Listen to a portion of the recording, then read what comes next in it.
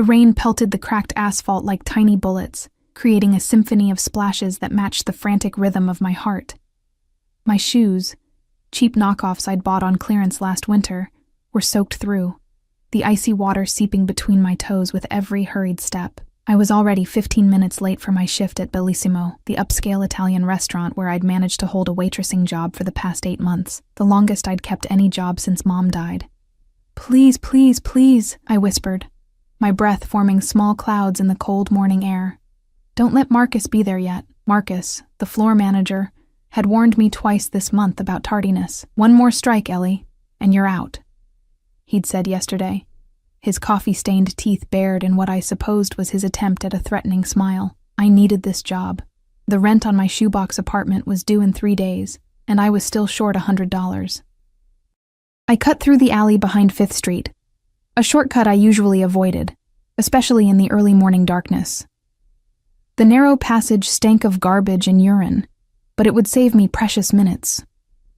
Clutching my purse tightly against my side, I quickened my pace, my eyes fixed on the strip of gray sky visible between the looming buildings. That's when I heard it. A low groan, almost lost beneath the patter of rain and distant traffic. I froze, scanning the shadows. There, slumped against the brick wall, was the silhouette of a man. My first instinct was to run. In this city, in this alley, a stranger meant danger, but then he shifted, and the weak light caught his face. Blood streaked from his temple, mingling with rain and trailing down the sharp angle of his jaw. Even in pain, there was something striking about him. Something that made my breath catch. His suit, despite being soaked and smeared with dirt, was clearly expensive, custom-tailored, the kind worn by men who drove cars worth more than my entire life's earnings. "Are you okay?" I called, keeping my distance. Stupid question. He obviously wasn't. His eyes fluttered open, dark, almost black in the dim light, and fixed on me with startling intensity. For a moment, neither of us spoke. I felt pinned by his gaze, like a butterfly to a collection board. "I'm fine," he said finally, his voice a low rumble that sent an involuntary shiver down my spine. "Just need a minute." He tried to stand but faltered, one hand pressed to his side. I hesitated. Every second I spent here was another second closer to unemployment. But I couldn't just leave him bleeding in an alley. "Let me help," I said, moving closer despite the alarm bells ringing in my head. "Do you need a hospital?" "No." The word came out sharp, commanding. No hospitals. Of course. In this neighborhood, that could mean one of two things. No insurance or no desire to explain injuries to the police. Given his suit and the expensive watch glinting on his wrist, I suspected the latter. "At least let me help you somewhere dry," I offered, glancing at my watch. 20 minutes late now. Marcus was definitely going to fire me. When I looked back at the stranger, something in his expression had changed. The pain was still there, tightening the corners of his mouth, but there was curiosity too. "Why would you help me?" he asked, suspicion evident in the slight narrowing of his eyes. "You don't know me." I shrugged, rainwater dripping from my soaked ponytail. Maybe I'm just stupid, or maybe I'd hoped someone would do the same for me. A ghost of a smile touched his lips. Both admirable and naive. With visible effort, he pushed himself upright, towering over me by at least a foot. I hadn't realized how tall he was, how broad his shoulders were beneath a sodden jacket. "There's a coffee shop around the corner," I suggested, keeping a careful distance. "You could call someone." He studied me for a long moment, as if trying to solve a puzzle. Then, without warning, he staggered forward.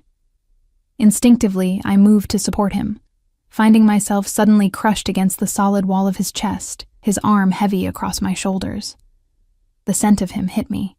Expensive cologne mixed with the metallic tang of blood and something uniquely male. Heat radiated from his body despite his wet clothes, and I was abruptly, uncomfortably aware of how long it had been since I'd been this close to a man.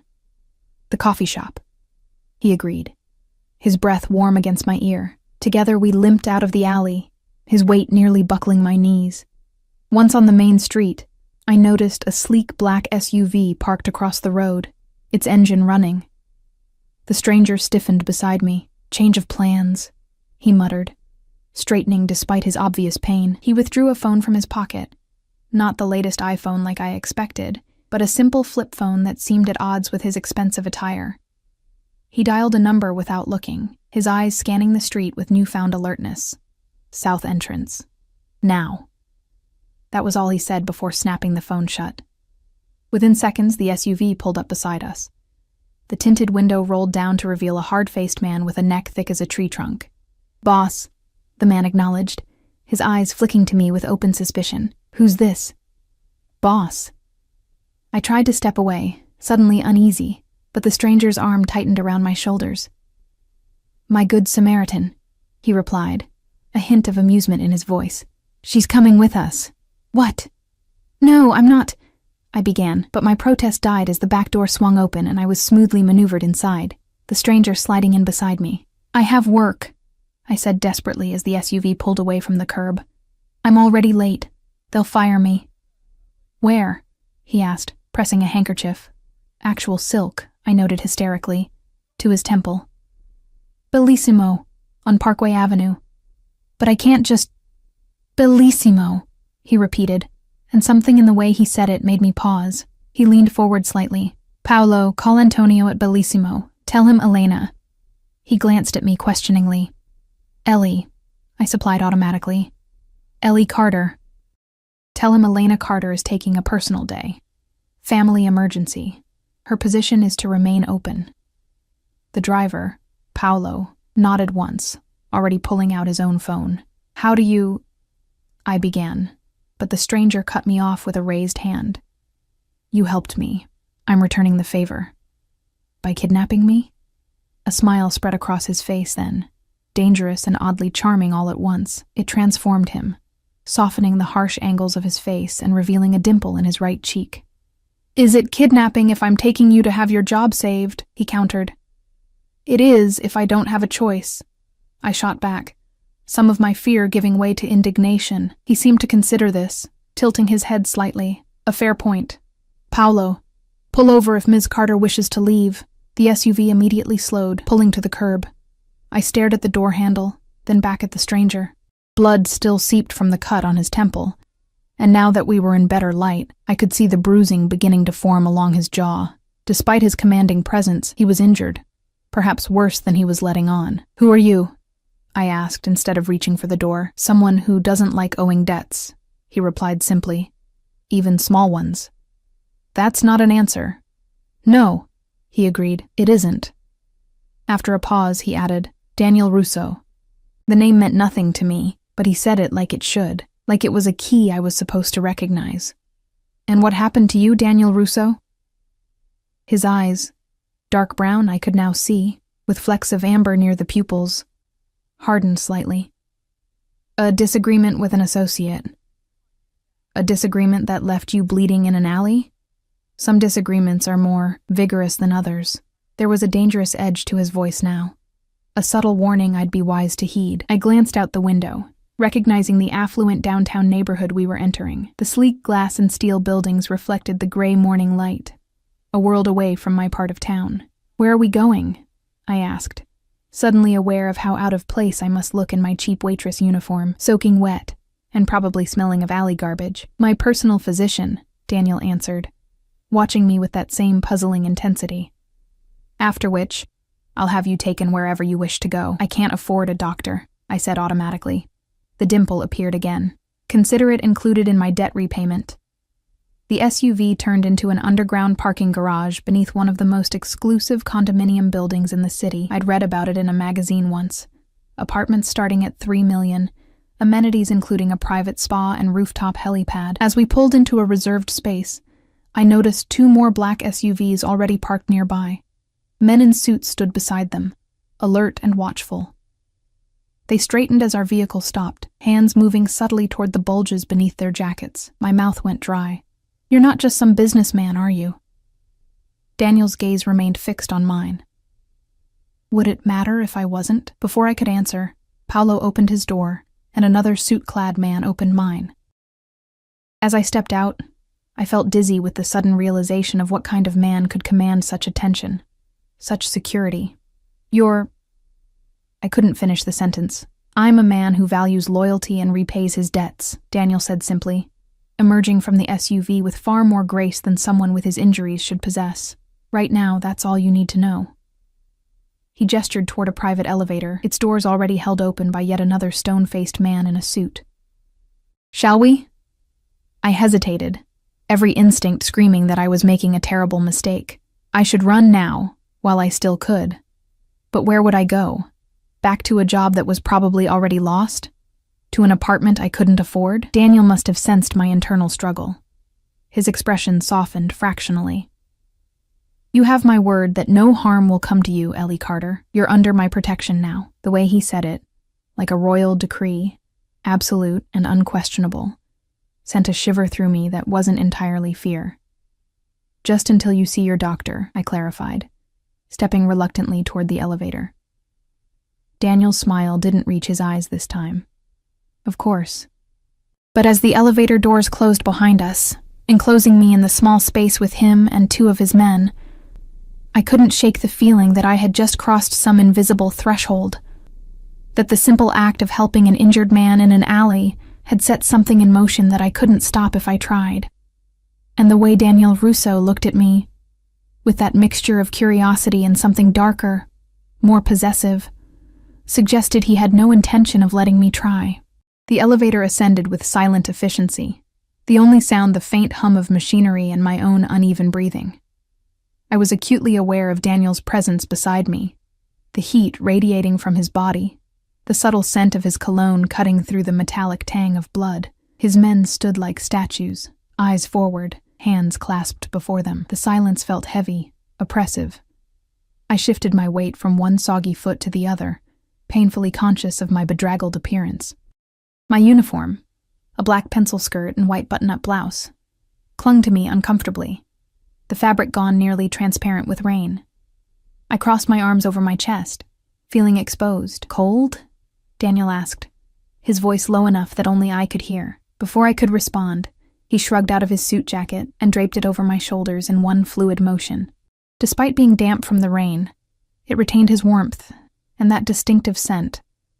Sandalwood and something darker, something exclusively his. Thank you, I murmured, surprised by the gesture. The jacket engulfed me, its sleeves hanging well past my fingertips. Daniel's gaze lingered on me, something possessive flickering in his dark eyes. It suits you. The elevator chimed softly as we reached the penthouse level. The doors slid open to reveal an expansive foyer with marble floors and a crystal chandelier that scattered prismatic light across cream-colored walls. A far cry from my cramped studio apartment with its peeling paint and secondhand furniture.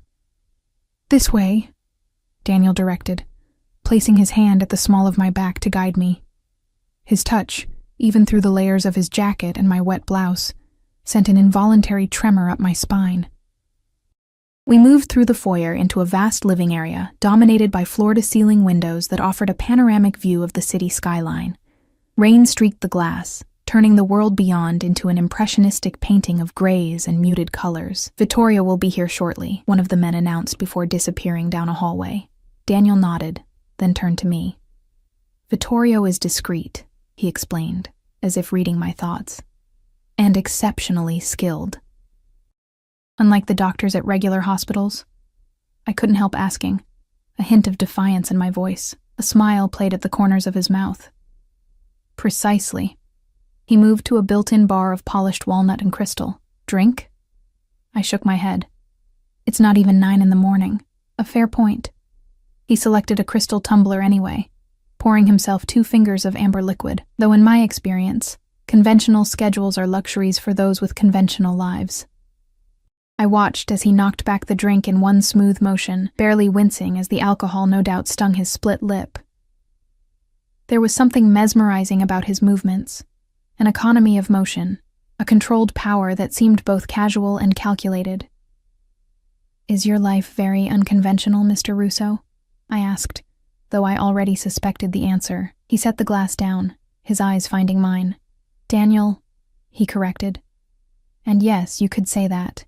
Before I could press further, a door opened, and a distinguished older man entered carrying a leather medical bag. His silver hair was immaculately styled, his suit as expensive-looking as Daniel's, though considerably drier. "Daniel," the man greeted, his accent distinctly Italian. "I see you've been making friends again." Daniel's expression hardened. "Vittorio."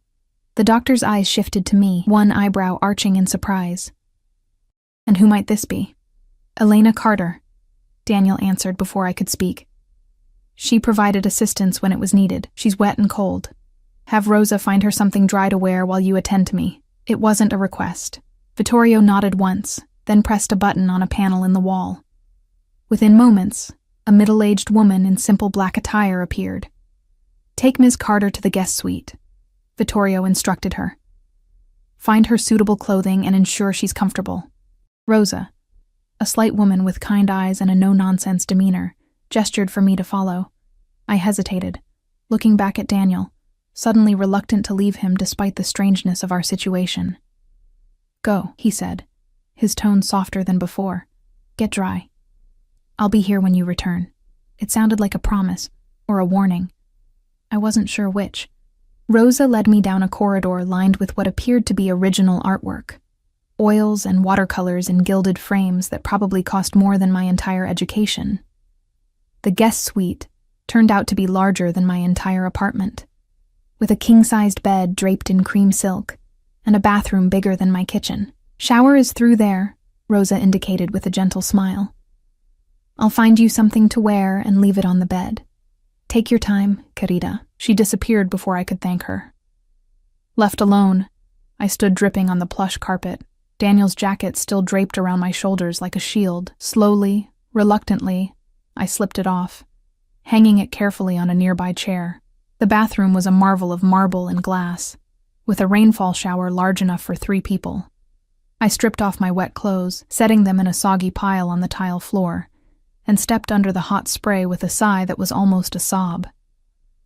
The water pounded against my tense muscles, washing away the alley grime and the cold that had seeped into my bones. As steam filled the glass enclosure, I found myself replaying the morning's events like a surreal dream. Had I really found a bleeding man in an alley? Had I really been whisked away in a luxury SUV to a penthouse apartment with armed guards? And Daniel Russo. Who was he really? The way his men deferred to him, the immediate response to his commands, the obvious wealth. All pointed to someone powerful. Someone dangerous. Mafia, whispered a voice in my head. The thought should have terrified me more than it did. I used the provided toiletries. All expensive brands I recognized from magazine advertisements but had never been able to afford, and wrapped myself in a plush towel. When I emerged from the bathroom, I found a set of clothes laid out on the bed. Designer jeans that looked close to my size, a soft cashmere sweater in deep blue, and, mortifyingly, brand new underwear with the tag still attached. I dressed quickly, surprised by how well everything fit. The jeans hugged my curves without being too tight, and the sweater felt like being wrapped in a cloud. Even the underwear, simple but clearly expensive, fit perfectly. I ran my fingers through my damp hair, wishing for a brush, and found one on the dresser, as if summoned by my thoughts. A light tap on the door startled me. "Miss Carter," Rosa called. "Are you decent?" "Yes," I answered, setting the brush down. She entered with a tray of tea and small sandwiches. "You must be hungry," she said, placing the tray on a small table by the window. "Please eat something." My stomach growled on cue. I hadn't had breakfast, too rushed to make my shift on time. "Thank you," I said, selecting a sandwich. It was cucumber and cream cheese on thin white bread, crusts removed. The kind of dainty fare served at high teas I'd only read about. "Mr. Russo asks if you're feeling better," Rosa said, smoothing an invisible wrinkle from the bedspread. I swallowed a bite of sandwich. "Yes, much. Thank you for the clothes." Rosa smiled. "Mr. Russo keeps a selection for guests." Something in the way she hesitated made me wonder exactly what kind of guests usually warranted emergency wardrobes.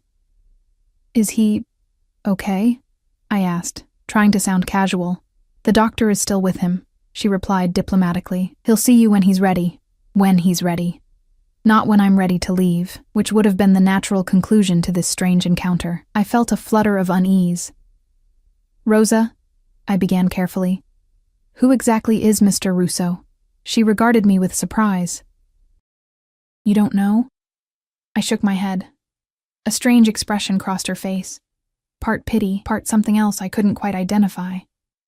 "He is a man of business, very successful, very respected." The way she said respected made it clear she meant feared. "And what kind of business is he in?" I pressed. Rosa's expression closed off. "It's not my place to discuss Mr. Russo's affairs. If you'll excuse me, I have duties to attend to." She moved to the door, then paused. "Ms. Carter, Mr. Russo doesn't often bring people here, especially not women he's just met." Her eyes, suddenly serious, held mine. "Whatever happens, remember that his world operates by different rules than the one you know." With that cryptic warning, she left, closing the door softly behind her. I sat on the edge of the bed, appetite suddenly diminished. Rosa's words echoed in my mind, reinforcing my suspicions about exactly what kind of man Daniel Russo was. I should leave. Now, before things got more complicated. I could call a cab, be back in my own neighborhood within 30 minutes. Back to my regular life of double shifts and counting pennies. But curiosity, that dangerous, persistent emotion, kept me rooted in place. That, and the memory of Daniel's eyes on me, dark and intent, like I was a puzzle he wanted to solve. Another tap at the door interrupted my thoughts. Without waiting for a response, the door swung open to reveal Daniel himself. He'd changed into a fresh suit, charcoal gray, impeccably tailored to his broad shoulders and narrow waist. A pristine white shirt contrasted with his olive complexion, and a tie the color of burgundy wine completed the ensemble. The cut on his temple had been butterfly-stitched, and a dark bruise was forming along his jaw. But otherwise, he looked remarkably composed for a man who'd been slumped bleeding in an alley just hours ago. "The clothes fit," he observed, his gaze traveling over me in a way that made heat rise to my cheeks. "Yes," I said, standing. "Thank you. For everything. But I should really go now." Daniel stepped further into the room, closing the door behind him. The action, casual as it was, made the space feel suddenly smaller, more intimate. "You haven't finished your tea," he noted, nodding toward the tray. "I'm not really thirsty." "Sit," he said, gesturing to the armchair by the window. "Please," he added, almost as an afterthought. Something told me Daniel Russo wasn't accustomed to saying please very often. I perched on the edge of the chair, watching as he took the seat opposite me, movements fluid despite his injuries. "Vittorio says I have 2 cracked ribs and a mild concussion," he informed me, as if discussing the weather. "Nothing that won't heal." "That's good," I said awkwardly. "Thanks to your intervention." He leaned forward slightly, elbows on his knees, hands clasped before him. I noticed his knuckles were split and bruised. He'd clearly given as good as he got in whatever disagreement had left him in that alley. "I didn't do much," I demurred. "You stopped," he countered. "Most wouldn't have. Especially not for a stranger in that particular alley." I shrugged. "I guess I'm not most people." "No," he agreed, his gaze intensifying. "You're not." The silence stretched between us, charged with something I couldn't quite name. "Mr. Russo. Daniel." He corrected again. "Daniel," I conceded. "I appreciate your hospitality, but I really should go. I need to check if I still have a job, for one thing." "Your job at Bellissimo is secure," he said with absolute confidence. "How can you be so sure?" A ghost of a smile touched his lips. "Because I own it." I blinked, processing this information. "You own Bellissimo?" "Among other establishments, yes." My mind raced, connecting dots I hadn't seen before. The way the staff sometimes snapped to attention without apparent cause. The mysterious Mr. R, whose table was always kept available. The private dining room that was off limits to regular staff. "I've worked there for 8 months, I said slowly. "I've never seen you there. I rarely visit my businesses in person," he explained. "It's complicated." "Because you're hiding from rivals? From the police?" The questions burned on my tongue, but I held them back. Nevertheless, I said, standing. I should go.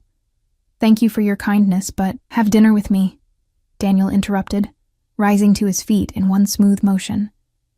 I stared at him, certain I'd misheard. I'm sorry? Dinner, he repeated. Tonight. Here. It wasn't quite a question, but neither was it a command. Why? The word slipped out before I could stop it. Daniel stepped closer, close enough that I had to tilt my head back to maintain eye contact. Close enough that I could see the flecks of gold in his dark irises, smell the faint mint of his breath. Because you intrigue me, Elena Carter, he said softly, and I find that a rare occurrence these days. My heart hammered against my ribs. Warning bells clanged in my head. This man was dangerous. Everything about him screamed it, from his carefully controlled movements to the armed men who surrounded him. Whatever business he was in, it wasn't anything legal, and yet... Just dinner? I asked cautiously. The dimple appeared in his right cheek. Just dinner, he confirmed. Though I can't promise the conversation won't be... enlightening. I should say no. I should walk away and never look back. But the thought of returning to my dreary apartment, to my struggle of a life, suddenly seemed unbearably bleak compared to the mystery this man represented. Okay, I heard myself say. Dinner. Daniel's smile widened, revealing perfect white teeth. Excellent. Paolo will collect you at 7. He reached out, his fingers brushing a strand of damp hair from my cheek. The touch, feather-light and brief, sent electricity skating across my skin. Until tonight, Elena, he murmured, his accent caressing my name in a way that made it sound exotic, precious. As he turned to leave, I found my voice again. Daniel? He paused, glancing back over his shoulder. What exactly did I just agree to? For a moment, something dark and predatory flashed in his eyes.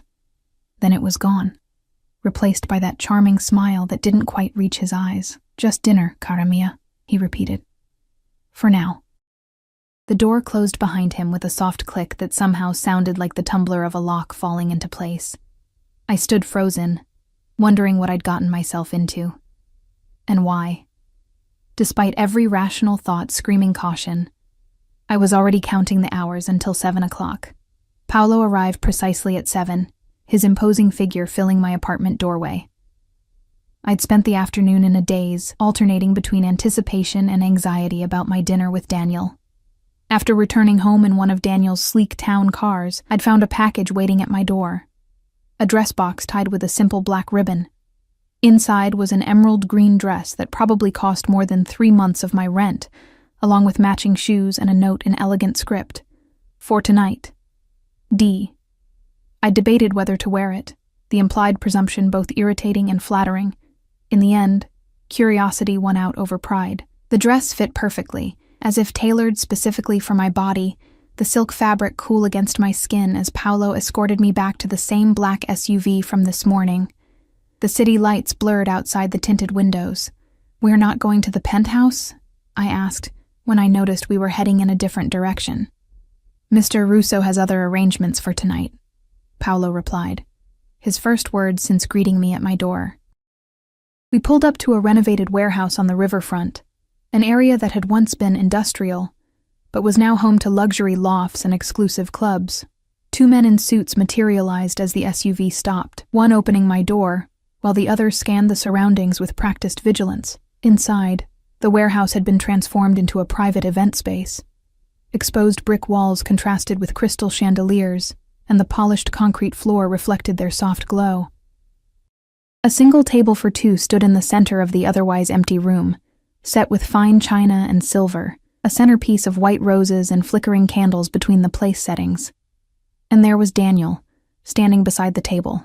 He'd exchanged his business suit for a more casual ensemble, dark trousers and a charcoal cashmere sweater that clung to his broad shoulders.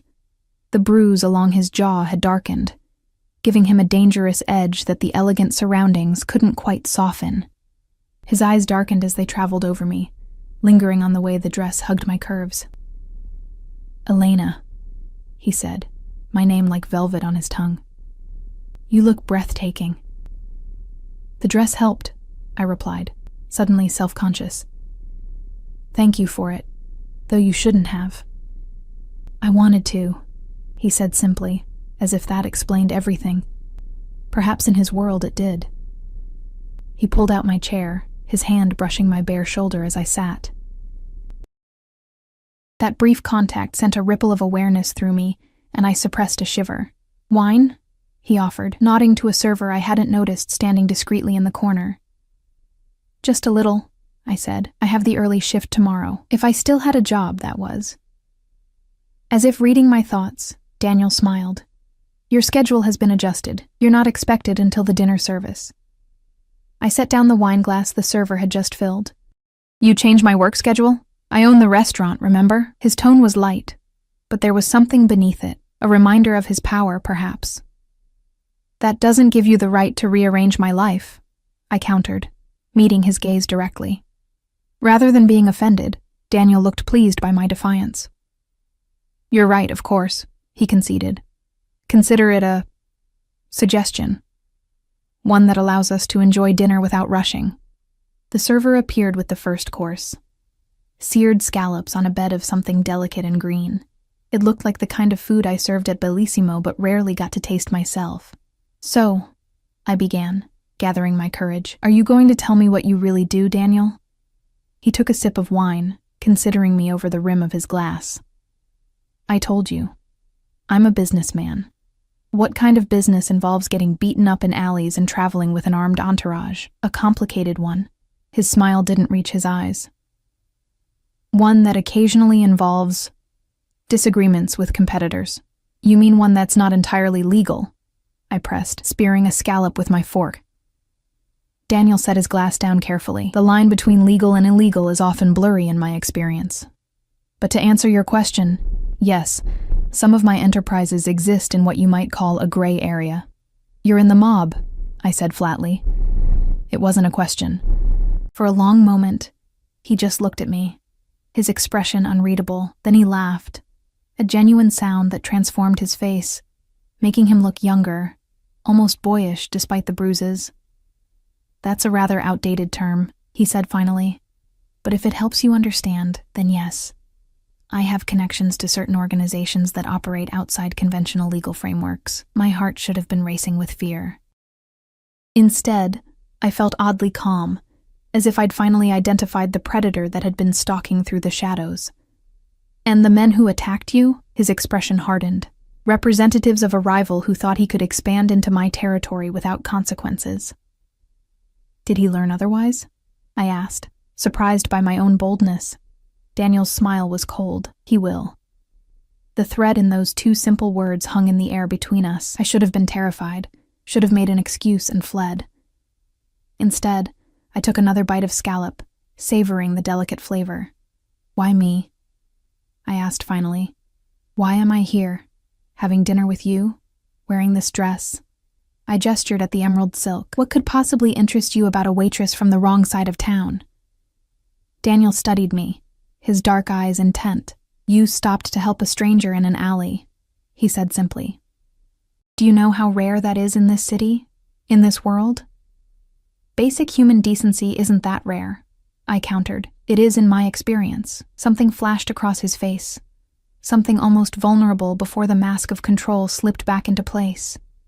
Besides, you intrigue me. Because I didn't recognize you, I guessed. He inclined his head slightly, partially. Most people in this city, at least in certain circles, know who I am. Know to either fear me or try to use me. You did neither. I still don't fear you, I said, though I wasn't entirely sure that was true. Daniel leaned forward, his gaze intensifying. Perhaps you should. The server chose that moment to clear our plates and bring the main course. Tender medallions of beef with a red wine reduction, and roasted vegetables arranged like miniature works of art. Tell me about yourself, Elena, Daniel said, the dangerous moment passing as quickly as it had come. How did you end up at Bellissimo? I hesitated, then decided there was little risk in sharing my unremarkable story. My mom got sick my sophomore year of college. Cancer. I dropped out to take care of her. After she died, there were medical bills, no degree. Waitressing was one of the few jobs I could get that paid enough to keep a roof over my head. No other family? His question was gentle. I shook my head. Dad left when I was 4. No siblings. And boyfriends? The question was casual, but his eyes had sharpened. None at the moment, I admitted. Hard to maintain a relationship when you're working double shifts 6 days a week. Something that looked suspiciously like satisfaction flickered across his face. Their loss, he murmured. The conversation drifted to safer topics. Books we'd read, films we'd seen. Daniel was surprisingly well-versed in literature, quoting Dante and Hemingway with equal ease. When he spoke about things he was passionate about, the carefully controlled facade slipped, revealing glimpses of a different man, one who might have been a professor or philosopher in another life.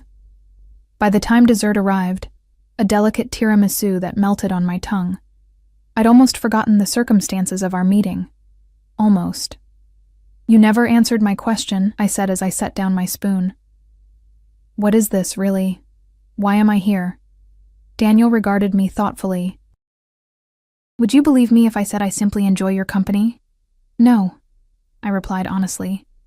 He smiled, that dimple appearing briefly. Smart girl. He leaned back in his chair, wineglass cradled in one large hand. The truth is, I don't entirely know myself. You're unexpected, Elena. In my world, unexpected things are usually threats, and am I?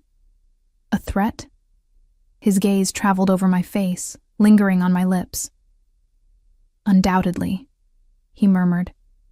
Though not in the way you mean. Heat bloomed in my cheeks. Before I could respond, one of his men approached, bending to whisper something in Daniel's ear. His expression darkened instantly, all traces of warmth vanishing. Excuse me, he said, standing abruptly. Business that requires my attention. Paolo will see you home. Daniel, I began, oddly disappointed. He paused, looking down at me with an expression I couldn't quite read. Then, in a fluid motion, he leaned down and pressed his lips to mine, a brief, firm kiss that stole my breath and scattered my thoughts. Until next time, cara mia, he murmured against my lips. Then he was gone, his men falling into step behind him as they exited through a side door. Paolo materialized at my elbow. Ms. Carter? Whenever you're ready. I touched my fingers to my lips, still feeling the imprint of Daniel's kiss. I'm ready, I said, though I wasn't sure what exactly I was ready for. The ride back to my apartment passed in silence, my mind replaying every moment of the evening, analyzing every word, every look. I'd just had dinner with a man who was, by his own admission, involved in organized crime. A man who commanded armed guards and owned businesses I could never afford to patronize. A man who had kissed me as if he had every right to do so, and I had let him. More than that, I had enjoyed it. What did that say about me? Paolo opened my apartment door, checking inside before allowing me to enter. Mr. Russo wanted me to inform you that your new work schedule has been communicated to the restaurant management, he said formally. You're expected tomorrow at 4 p.m. Thank you, I replied automatically. Paolo hesitated, then added, Ms. Carter, Mr. Russo doesn't do this. Do what? Personal dinners. Gifts. His eyes flicked to my dress. Be careful. Before I could ask what he meant, he was gone, the door closing softly behind him. I slipped out of the emerald dress, hanging it carefully in my closet beside my thrift store finds and discount retail clothing. It looked as out of place there as I had felt at dinner with Daniel. Beautiful, expensive, and completely foreign to my normal life.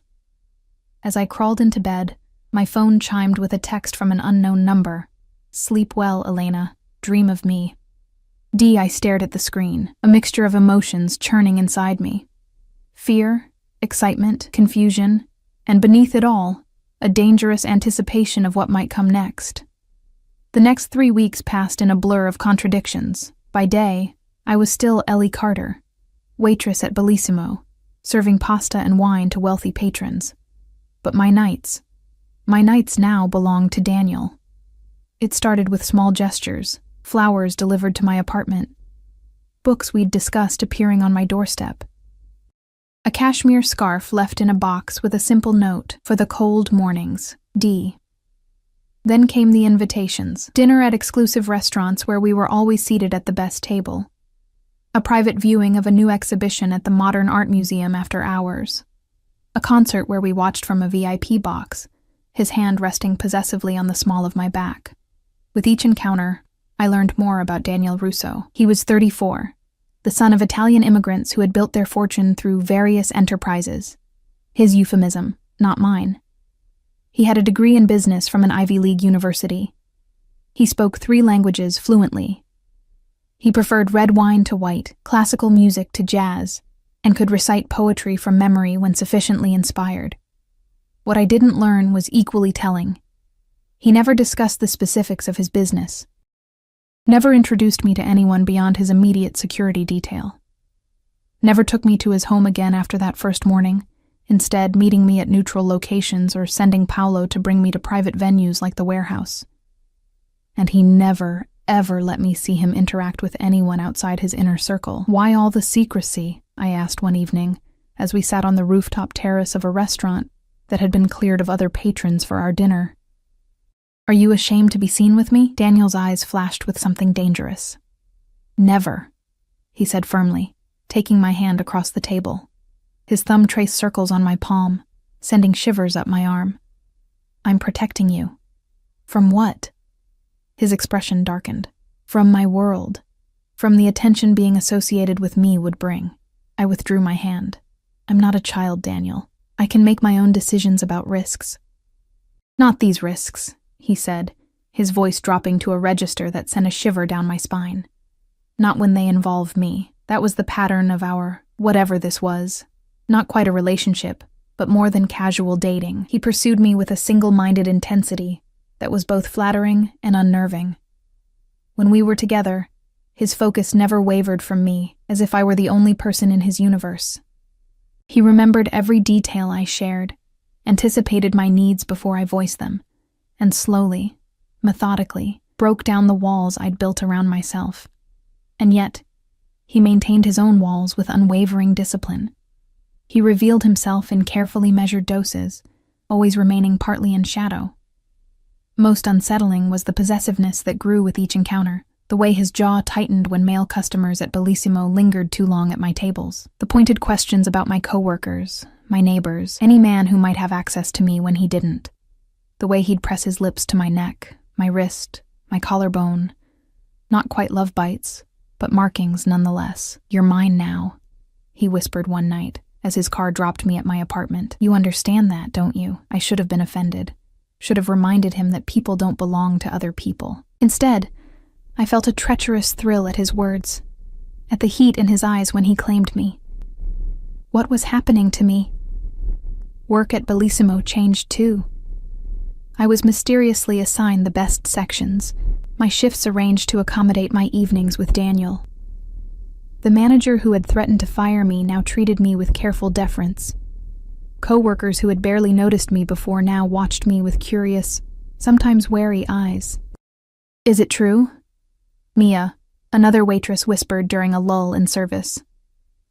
Are you really with him? With who? I asked, though I knew exactly who she meant. Russo, she hissed, glancing around nervously. Everyone's talking about it. How you disappeared that rainy morning and came back with a new schedule and the best tables. I busied myself folding napkins. I don't know what you're talking about. Mia grabbed my wrist, her eyes wide. Be careful, Ellie. I had a cousin who got involved with one of those guys. When she tried to leave, she drew a finger across her throat. Daniel isn't like that, I said automatically, pulling away from her. They're all like that, she insisted. It's all ownership and control. You're just property to them. Her words echoed in my mind that evening as I prepared for yet another date with Daniel. This time, he'd asked me to dress for dancing, a cryptic instruction that had me settling on a simple black dress that moved with me, paired with the emerald earrings he'd sent last week. Paolo picked me up as usual, but instead of a restaurant or private venue, we drove to a part of the city I didn't recognize.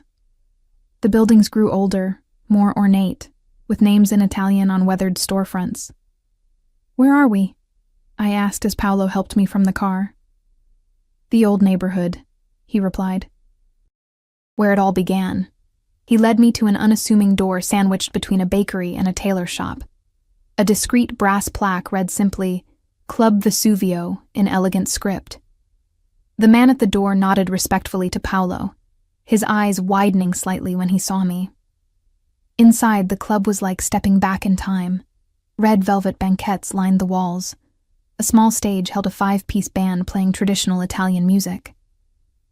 The dance floor was crowded with couples, many of them older, moving with the practiced ease of people who had danced together for decades, and there was Daniel, waiting at a corner table, rising as he saw me approach. Unlike our other encounters, he wasn't alone. 3 older men sat with him, their conversation halting as I drew near. "Elena." Daniel greeted me, pressing a kiss to my cheek. His hand settled possessively at the small of my back. "You look stunning." The older men regarded me with open curiosity. One, with silver hair and a face lined by years of hard living, seemed particularly interested, his shrewd eyes moving between Daniel and me with knowing assessment. "Gentlemen," Daniel said, "may I present Elena Carter." No explanation of who they were. No context for this unprecedented introduction to people from his world. "So this is the girl," said the silver-haired man, his accent thicker than Daniel's. "The one who found you in the alley." Daniel's hand tightened slightly against my back. "Yes, Uncle. This is her. Uncle." I glanced at the man with new interest. There was a family resemblance now that I looked, something in the set of the eyes, the proud angle of the jaw. "Salvatore Russo," the man introduced himself, extending a hand adorned with gold rings. "Daniel's uncle. These are my associates, Mr. Vescovi and Mr. Esposito." I shook their hands, noting the assessing looks they gave me. I felt like livestock being inspected at auction. "A pleasure," I managed, falling back on the formal politeness I used with Bellissimo's wealthier patrons. "She has spirit," Salvatore remarked to Daniel, as if I weren't there. "Pretty, too. Not your usual type." I bristled at being discussed like an object, but before I could respond, Daniel smoothly interjected, "Uncle, the band is playing our song. May I steal Elena for a dance?" Without waiting for a response, he guided me to the dance floor, one hand at my waist, the other clasping mine. He led with the confidence of someone who had learned ballroom dancing from an early age, guiding me through steps I barely knew. "You're angry," he observed, pulling me closer than the dance strictly required. "I don't appreciate being inspected like a prize mare," I said, keeping my voice low. "Who were those men? Why am I suddenly allowed to meet people from your world?" Daniel's expression was unreadable. "My uncle wanted to meet you. He's curious about the woman who's been occupying so much of my time." "And do you always do what your uncle wants?"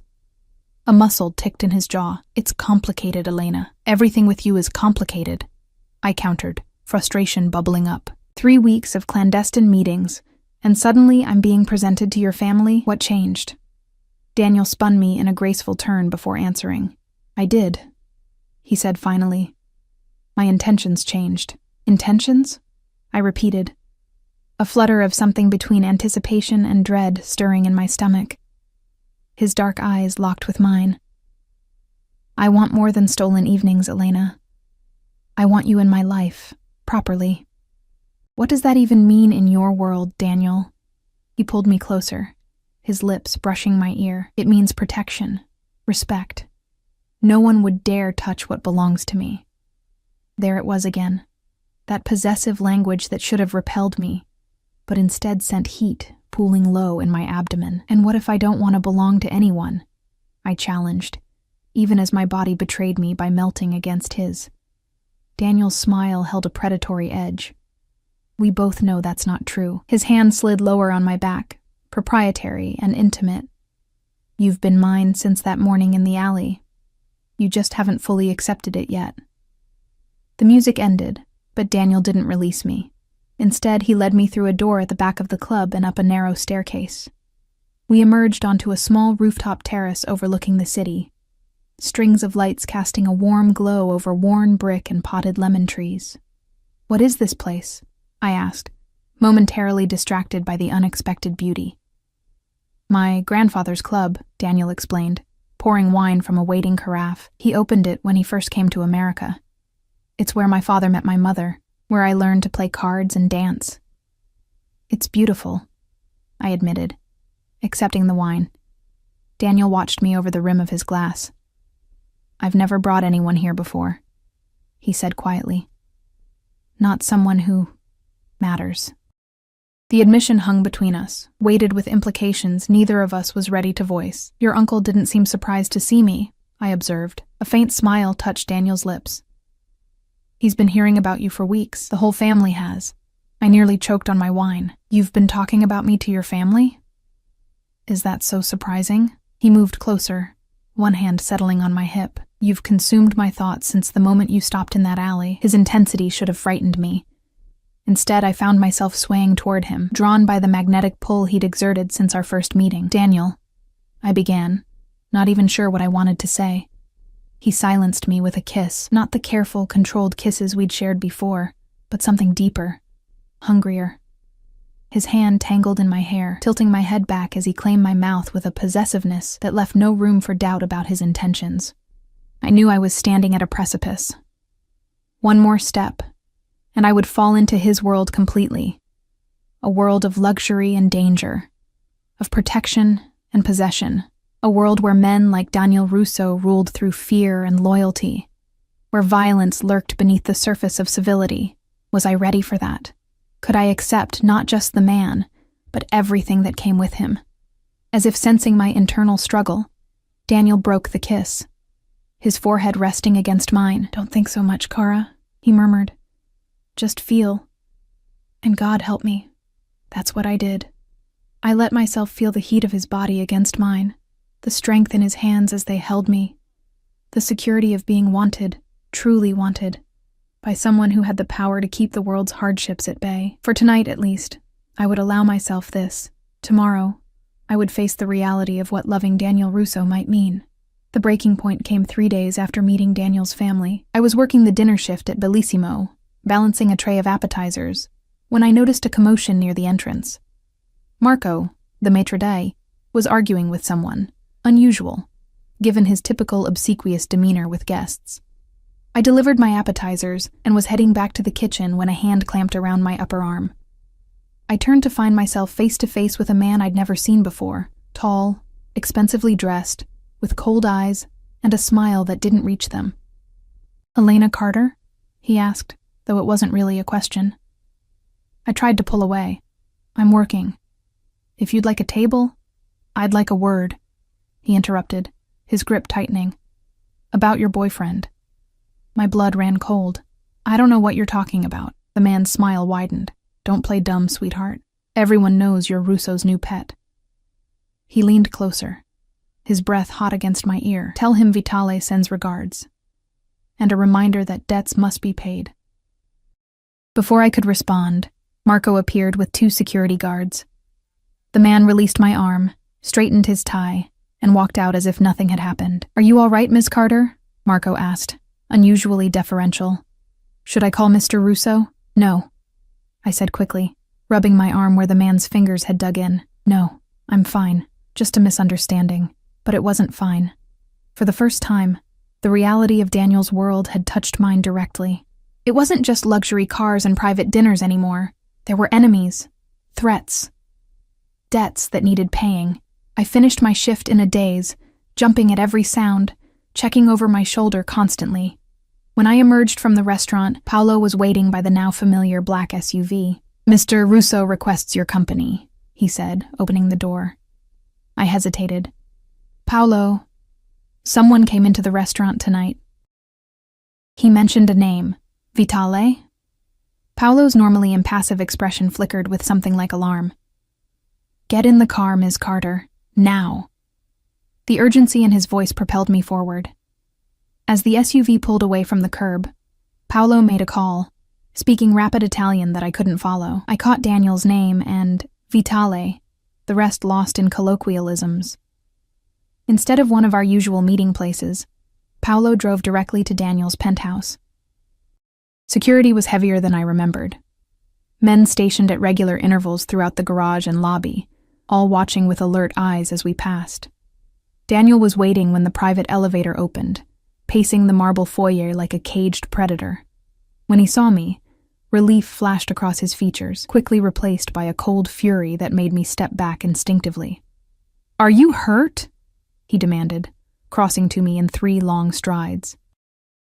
His hands moved over my arms, my face, checking for injuries. "I'm fine," I assured him, wincing slightly when his fingers brushed the spot where the man had grabbed me. Daniel's eyes narrowed. He pushed up my sleeve, revealing the purpling bruise in the shape of fingertips. A muscle ticked in his jaw. "He touched you," he said, his voice deadly quiet. "Daniel."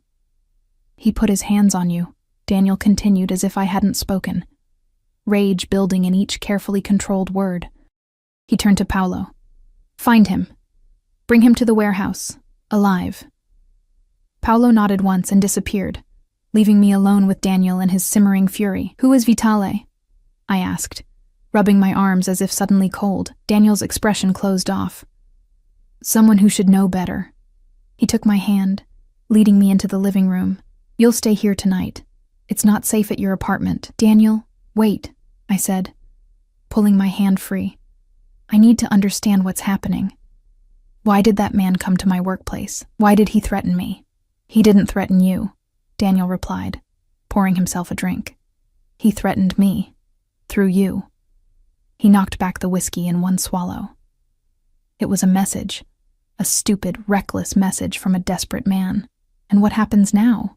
I asked, suddenly afraid of the answer. Daniel's eyes met mine, cold and determined. "Now I respond to his message, clearly." A chill ran down my spine. I knew intellectually what Daniel was, what his business entailed. But this was the first time I'd seen this side of him directly. The ruthless enforcer who maintained his power through fear, and when necessary, violence. "Are you going to kill him?" I asked, my voice barely audible.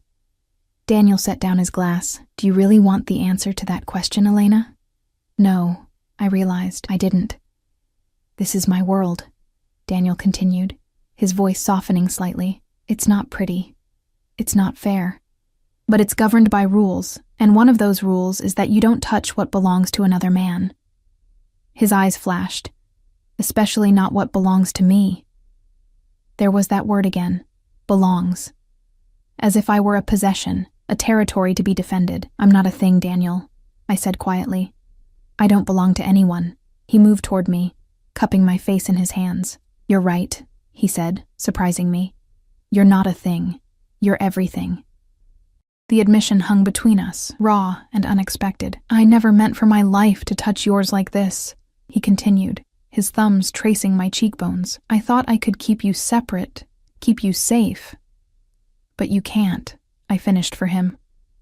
"No," he agreed, his expression grim. "Not anymore. Now there's a target on your back, simply because you matter to me. So what do we do?" Daniel's hand slid from my face to my shoulders, down my arms to clasp my hands.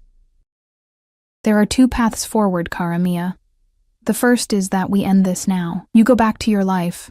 I ensure you're financially secure. New apartment, new job, far from here. New identity, if necessary." My heart contracted painfully. "And the second?" His eyes locked with mine, intense and unwavering. "You come into my world completely. You accept my protection, my name. You become untouchable not just because you're mine, but because you're family." It took a moment for his meaning to register. "Are you proposing?" A smile touched his lips, though his eyes remained serious, not very romantically, it seems. He released my hands and crossed to a side table, retrieving a small velvet box. "I've had this for a week. I was waiting for the right moment," he returned, opening the box to reveal a ring. A flawless emerald surrounded by diamonds, set in platinum. It was exquisite, elegant, and completely overwhelming. "Daniel," I breathed, staring at the ring. We've only known each other for a month.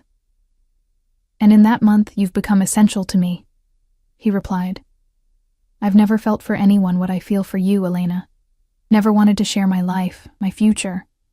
He took my hand. "I know it's fast. I know it's complicated, but tonight made one thing crystal clear. Half measures won't work anymore. Either you're fully in my world, under my protection, or you need to be far away from it. That's not a choice, I protested. That's an ultimatum. It's reality, he corrected gently.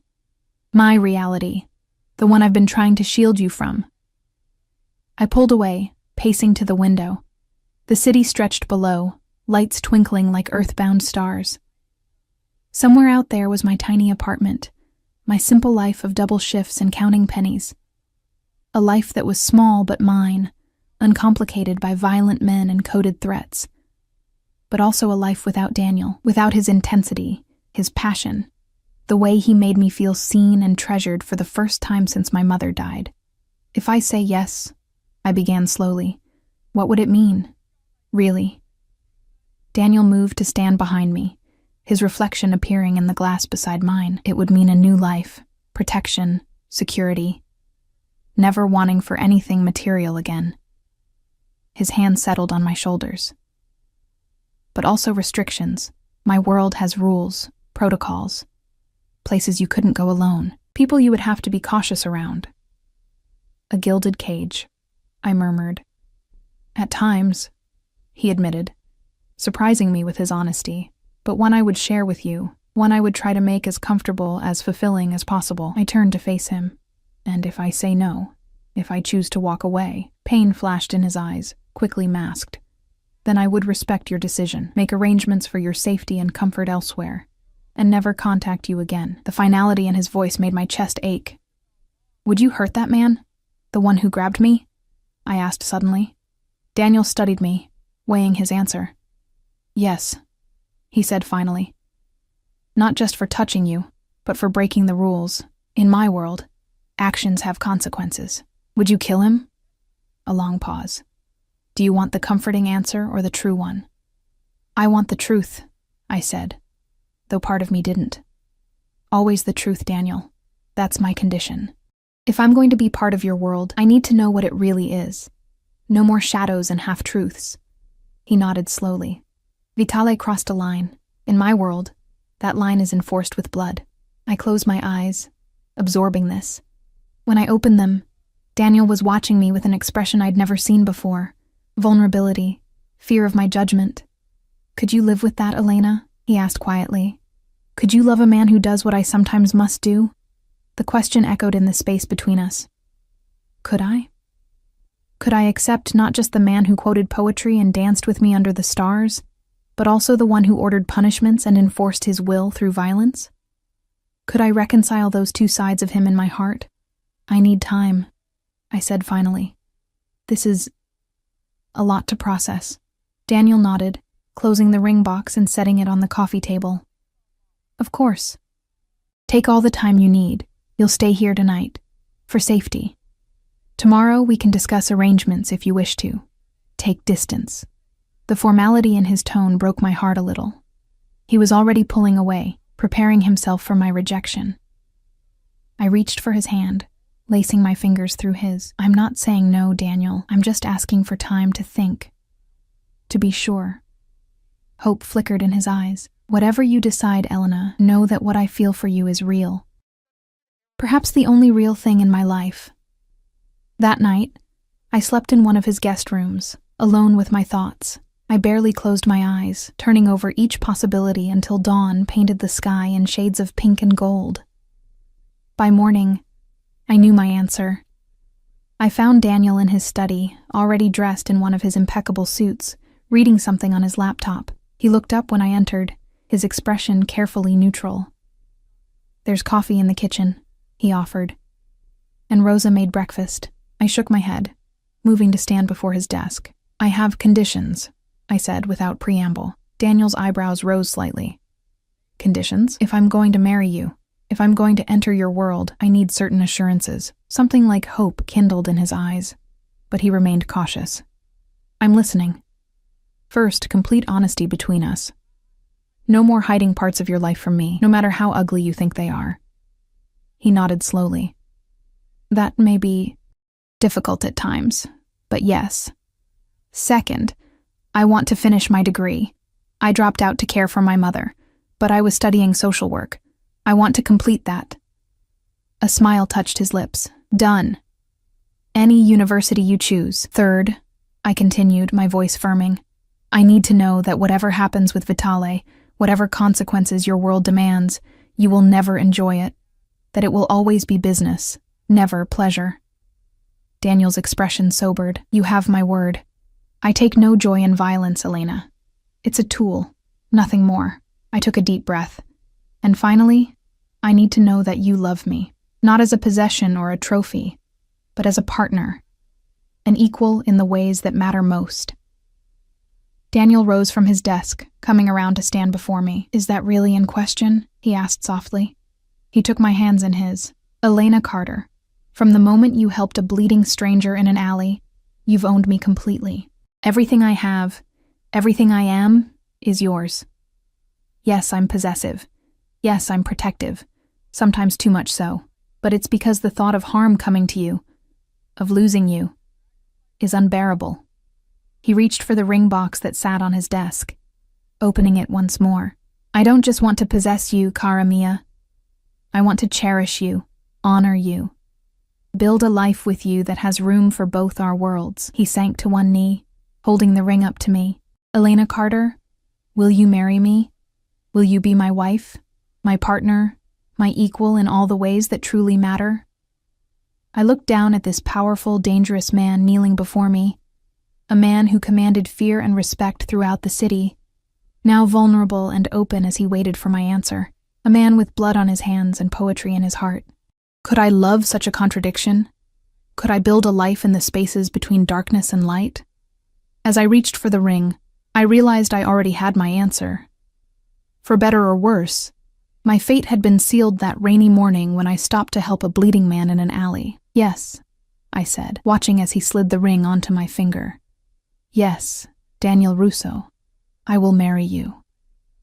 His smile, that rare, genuine smile that transformed his face, bloomed as he rose and pulled me into his arms. As his lips found mine, sealing our future with a kiss that was both tender and possessive, I knew our path wouldn't be easy. There would be dangers, complications, moral compromises I couldn't yet imagine. But there would also be love, fierce, protective, all-consuming love that had found us in the most unlikely of circumstances.